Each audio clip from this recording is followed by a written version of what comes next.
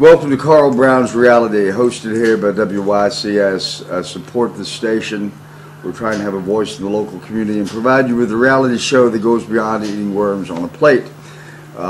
We have a guest today, Victoria Lee, a friend of mine for many years, and she is a musical playwright, and we're going to discuss Justice Served, and this is an incredible musical. In fact, she'll be singing some songs. Welcome. Thank you, Carl. Now, I've asked the mayor this and Congressman-elect Yarmouth, and I've let my this grow some, and the hair is kind of flipping. Do you think I'm handsome? I think you're very handsome and a swell dancer. Okay, cool. Well, thanks. We have cut the rug from time to time. Tell us about Justice Served. When did you come up with this concept? About 2.5 years ago, I got a giggle when I was filing something in probate court, which happens to be on the 3rd floor of the district court, in that the innards of the courthouse were upstairs and not down. And I started laughing, and I thought this might make a really good musical.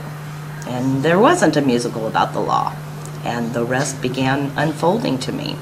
The first song I wrote was the Indebtedness Waltz. That was 2 years ago, and I've been just working on it a little bit at a time, but it has brought me some laughter, and I hope that it will to others out there as well in the future. As a paralegal, you've seen the inside of the belly of the beast, and I agree with you that one of my favorite songs is the Indebtedness Waltz. Why don't you belt it out? This is a reality show. I've tried a few schemes, but it didn't make a bit of difference. 'Cause courage and dreams just aren't enough to get the distance. Try as I may, day after day, I don't know how in the world I will pay my debts and my bills, my frets and my ills, my pets and their pills, all debts and all bills. I've got a great job for a boss who is a true blue genius, but we're a small firm because we don't encourage meanness. Agents who cheat the shoes off poor feet, doctors who treat folks like mere mortal meat, tax till we bleed, no mind what we need, we're given no heed for government greed. Waltzing indebtedness, how'd I get in this mess? Whirling indebtedness, waltz. Waltz myself down the line, even through pain and pine, dizzy indebtedness, waltz. I'd like to sit one out, bout that there is no doubt, crazy indebtedness, waltz. Something has got to give, somehow I've got to live in this indebtedness waltz. There must be a way for a gal to get away legitly. Sex is a job, to cheat or to rob just don't fit me. I am true blue, always pay my due, so I'm chronically tapped out by week 2. My goals and my seals, my bowls and my meals, my dole and my wheels, all dole and no deals. Waltzing indebtedness, how'd I get in this whirling indebtedness waltz? Waltz myself down the line, even through pain and pine, crazy indebtedness waltz. I'd like to sit one out, bout that there is no doubt, in this indebtedness waltz. Something has got to give, somehow I've got to live with this indebtedness waltz. Bravo, bravo. That's fantastic, and I'm proud that this is first performed on this show because I expect to see it on Broadway. Well, thank you so very much. My pleasure, indeed. It's well written, it's well sung, and there's a telephone. This is a reality show, so this stuff happens. So don't get bent. If justice served has a piercing message, what would it be? That is a tough and challenging question. And the one that immediately comes to my mind is that if we did as the Christ admonished in removing the beam from our own eye before we tend to the mote in our brothers, and minded our own business and tended our own becoming and growth and development, and not worry so much about what anybody else is or is not doing, I think the Constitution might provide for just that kind of thing. Then we may well have a better planet with less violence and less need to kill other people, and more tending of our own affairs here on a domestic level. Got it. My old economics professor used to say, Walter Johnson at the University of Missouri Columbia, that, gang, it all comes down to guns versus butter. And so if there were one driving point, it would probably be that, let's keep the domestic resource here for our own justice and take care of our own people and be well. Throughout this musical Justice Served, there's a libertarian strain.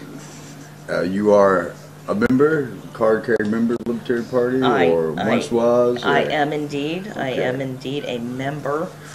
My political affiliations are kind of a polyglot lot. However, I'm a big fan of Ayn Rand. Mm-hmm. I would consider myself an objectivist, even before I was a libertarian. But I think our founding fathers knew what they were doing. And I'd also like to see all the blindfolds come off of every archetype of justice. It's a trend in modern art that I've really enjoyed seeing. One even showed justice peeking out from underneath her blindfold. I think that's what the scales are for. Well, as former Secretary Rumsfeld would say, well, by golly, I think it's time for another song. Why don't you, I tell you, I think that first, explain what Pan Legs for Peace is about. What's that? The song Pan Legs for Peace is a song about a gal's epiphany. She's trying to figure out a way that she can help move the world and her society toward peace. And in the spirit of Lysistrata by Aristophanes, she thinks, I'm going to stop shaving my legs, and I'm going to encourage every like-minded person that I can to stop shaving their legs until the troops come home. Thus, Pan Legs for Peace. Which, by the way, is another waltz. I hope you'll forgive me another waltz. I'm going to try and work a tango here somewhere. Good. But I'll give just a little sampler. But before you do, let me make an observation. Sure, yes, please. This is sort of the old Peloponnesian War trick, isn't it? Where the women said, as long as you men fight, you won't have conjugal rights. So is this sort of the same thing, that hairy-legged women would be such a turnoff to men that they would lay down their swords and such? I mean, is that what you're saying? I think that it would be a way to make a statement that might have some impact. So, some men really don't mind how women groom themselves. Mm-hmm. And in fact, Creator may have given adults body hair for a reason. Mm-hmm. You think that if women have hairy legs, that's going to be attracting men back from Iraq? Or wanting them to say, hey, let's just stay here because these women don't have hairy legs? What do you think? I think that it might cause a stir in the fashion industry, in the media, and it not only includes females but transgendered males as well. So it's not a sex-dependent thing necessarily. May I ask you a personal question? Yes, sir. Do you shave your legs? No, I don't. Good job. I have not since I came up with this idea. most of the musical is fiction, but it is, as the people who know me have observed, kind of autobiographical. Do you encourage women to have hairy legs? I encourage people to evince peace in any way that they can. And this might be one way to make a small statement about how things are in the United States, the American Beauty myth. If I could actually get back to your question about the women of Athens. Right. What we know is that a playwright named Aristophanes wrote a play called Lysistrata, which tells the story of the women in Athens banding together under Lysistrata, and they refuse to give their men sex until the war ends. So, admittedly, and you'll hear it in the little bit of the song that I'm going to sing for you, but it's not quite that. It's maybe addressing female body image issues. My life was greatly touched by the musical Hair, and to what extent this has it has become kind of a female version, not an adaptation. It started out of its own momentum. Well, the one distinction I think I have to make is that the Peloponnesian Wars, the Greek men weren't that far from home, whereas here in Iraq they're 6,000 miles away. They're not going to come back for a year anyway. So would that mute the impact of this statement, of this movement, the fact that they're over there anyway, and the refusal to shave leg hair wouldn't be that much of a factor, because they're not going to like come back here for hairy-legged women when they're over there for a year anyway. No, it seems to me, I could be wrong. The idea is that when we bring the troops home, that the gals who have refrained, and guys who have refrained from removing their leg hair, will take it all off. Right. But it's a statement that I think would have greatest impact on our elected leaders. Just another way to make a nonviolent protest, do some little societal civil disobedience. Do you think you could bring like Hillary Clinton in on this? Like write her a letter or something, email, maybe text message and say, let your hair grow because we want to stop the war in Iraq? That'd be a great idea. You ought to do that. I ought to. Yeah. I ought to. Yeah. Well, let's hear Pan Legs for Peace. I think this is great. So you mezzo soprano, alto to baritone, that kind of range? Yes, I am. Yes, I am. And a little bit froggy because of colds and other kinds of things that we have going on. Right. But looking forward to it, kid. I believe world peace is the greatest wish spoken, but I'm just one, and still sometimes I feel like a token. Oh, if there were something in the world I could do, I'd just have to seize it and pray it came through. So it's Pan Legs for Peace.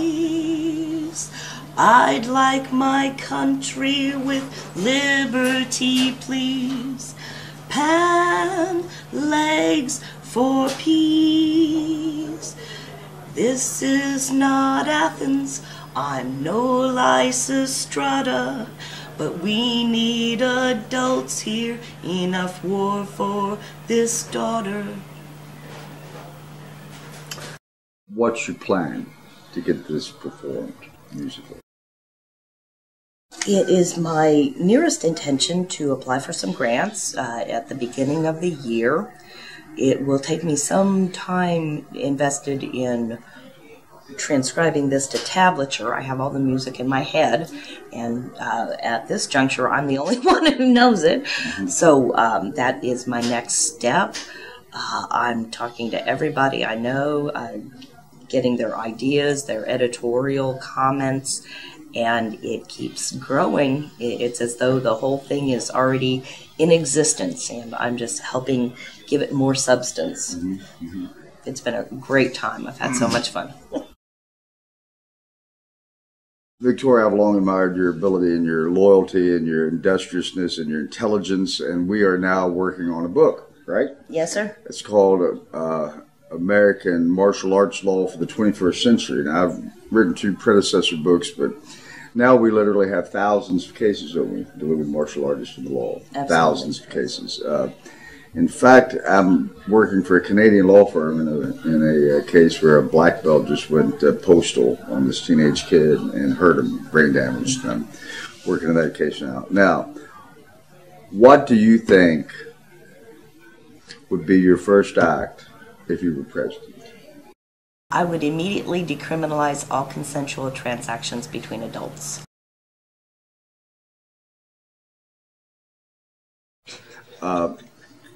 Now, I want you to sing another song. We've got time, and I love your voice, and I love your lyrics. Let's see, we talked about this a bit ago. The Undiscovered Country, this is the finale song. This is song number 12. Knock 'em out, kid. In this our undiscovered country, it's up to you, red, white, and blue, to say, don't persecute us with our taxes, don't drain our budgets to their maxes, or we will make you go away. In this our undiscovered country, it's up to me, there is nobody else. To know my privacy is sovereign, so don't you dare enslave Rin Tin Tin. Give her liberty and ring the bells. In this our undiscovered country, it's up to me, for then we'll see the truth. Of by and for all of us people, we must reclaim, push you and me pull. Spread the word, compassion's not uncouth. No torture, rape, no tyranny, no obstacles to liberty. Maat Freya Themis stand, true justice in their balanced hand. In this our undiscovered country, founding fathers, blessed rest in peace. Because we've held our charges sacred, Constitution unadulterated in inviolate democracies. In this our undiscovered country, the Misto sees our rights are never curbed. We've cast away blasphemous blindfold, pursued happiness ours to hold. In our loving life she shall be served. In our loving lifetime she shall be served. Yes, in our lifetimes, yes, she shall be served. Victoria, you've been in the criminal justice system, and just in a few words, what do you think about capital punishment? Good idea, bad idea? Bad idea. Okay. If killing his people is wrong, then killing people is wrong. Okay. And nobody should be doing it. Well, the reason I ask that, I have a very extraordinary guest next week. He's been referred to variously as criminally insane, a homicidal maniac. His name is Matthew Loomis, and Mr. Loomis has a particularly unique plan. I don't know what it is yet, but he says he's got this unique plan that will take care of the capital punishment problem. I'm waiting to hear it, but I'm a little scared, and I guess we'll just have to see next week how it goes. But he's basically a dangerous guy from a trailer park. Okay. All right, now tune in next week. We're on Saturday mornings at 11 for you drunks, and Sunday afternoon at 6:30 for you churchgoers, and Monday night at 8 for the rest of us. If you do not get this show, you're not watching me now, and therefore cannot hear me. However, there are people in the middle ground that we've lost. If you don't have cable, channel 24. If you have the high expensive channels, 138's good. But if you're in the middle, we're lost. So, talk to the mayor. Call him up. His phone number's in the book. Call him at home. Leave a message. You want WYCS to be all across the map. That's all I have. See you next week. Thank you. You're welcome. Thank you, darling.